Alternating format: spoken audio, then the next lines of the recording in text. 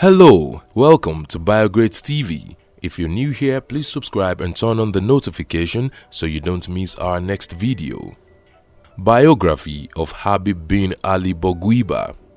Habib bin Ali Bourguiba of Tunisia was an Arab leader who is greatly admired for his moderation and level-headedness. He led his country to independence after a prolonged struggle against the French. He suffered long periods of deprivation and imprisonment before he became the first president of the Republic of Tunisia and ruled for 30 long years. Bourguiba was born on the 3rd of August 1903 in the village of Monastir, the seventh child of Ali Bourguiba, his father, a former lieutenant in the army of the Bey of Tunisia.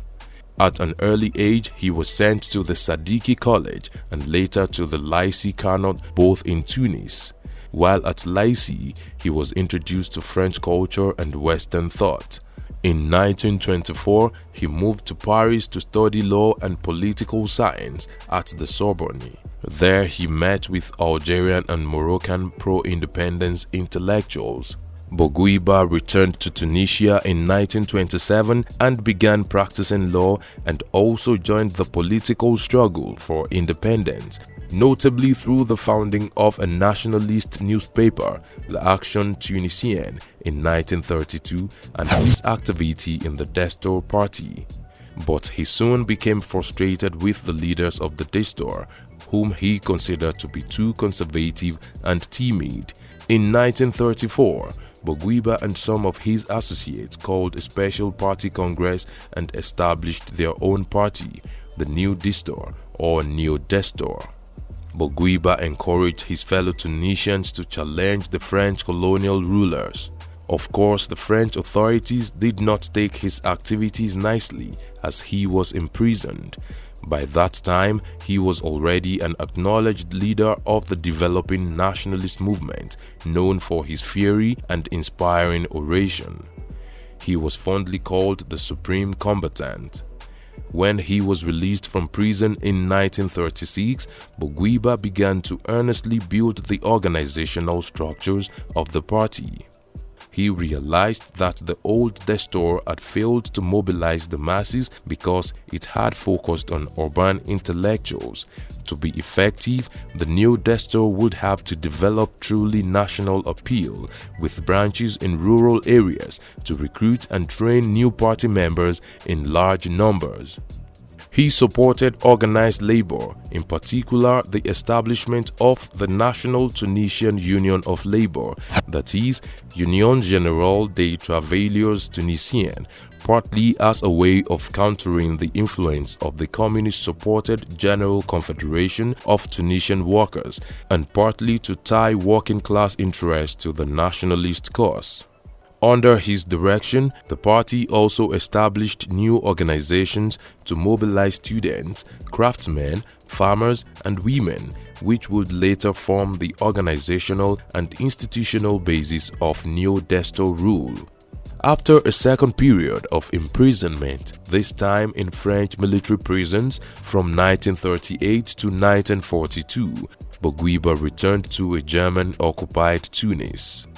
Convinced that the Allies would ultimately prevail, he refused to throw in his lot with the Germans. In 1945, he went to Egypt, where he continued to advocate Tunisian independence. He also traveled around the Middle East, Europe, the United States, and East Asia, hoping to win support for his cause. He returned to Tunisia in 1949. Bourguiba was again arrested in 1952 and detained, first in Tunisia and then in France. In 1954, however, as Tunisian nationalists turned to terrorism, the French government began to negotiate with Bourguiba, recognizing Tunisia's internal autonomy as a first step. A new government, which included the Neo Destor, was formed with the primary aim of negotiating an end to French rule. The first stage was completed in June 1955 when the Internal Autonomy Convention was signed, limiting French control to matters of foreign affairs and defense. After further negotiations, on the 20th of March 1956, a treaty of independence was signed between Tunisia and France. In 1957, the monarchy was abolished and Bourguiba was elected president of the new republic.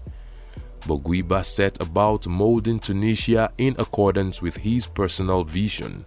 In 1959, the new Destor won all 90 seats in the new National Assembly and a constitution was introduced that made the assembly solely responsible for rule and order in the country. Women's rights were recognized, polygamy was banned, women attained legal equality with men and were empowered to initiate divorce. A legal minimum age for marriage was introduced and women got the right to be educated. All these were quite radical at the time.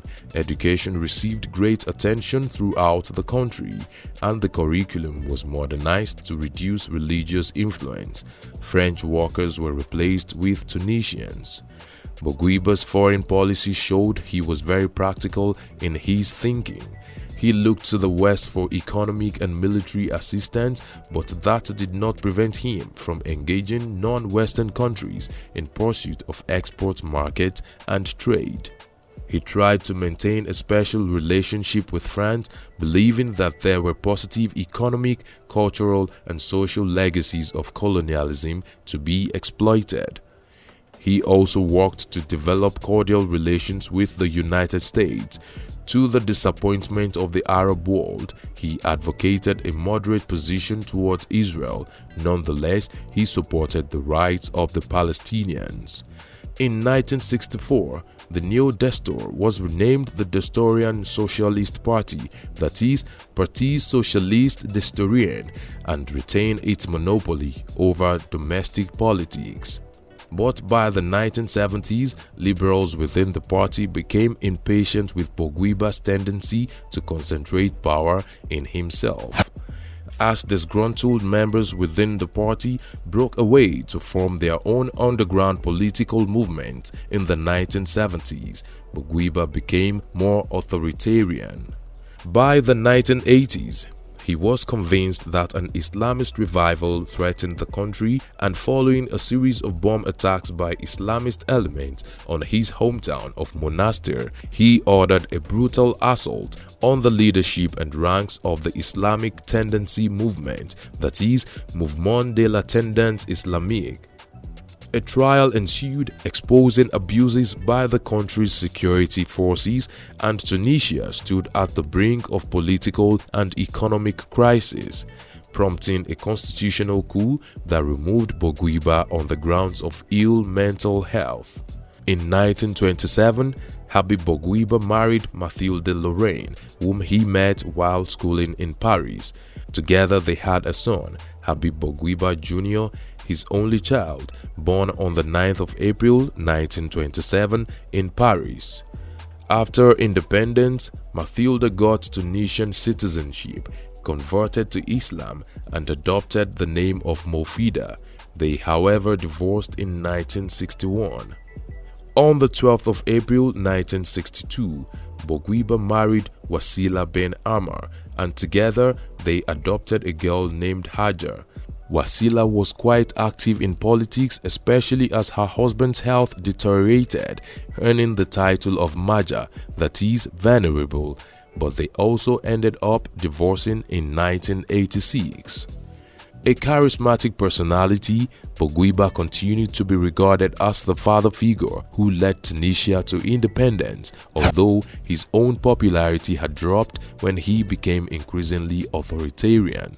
At the time of his removal from office, Bourguiba was already 84 years old and despite his failing health, had ruled the country for 30 years. After his removal from office, he was restricted to his house in Monastir by the new regime and was permitted only occasional visitors. When he died at home on the 6th of April 2000, after a period of prolonged illness, a small but respectful period of national mourning was observed and he was buried in his family mausoleum in Monastir. What have we missed out of this biography of Bourguiba? Let's know in the comment section. Will it be ridiculous to subscribe to our channel? If no, please like this video, share and subscribe to our channel.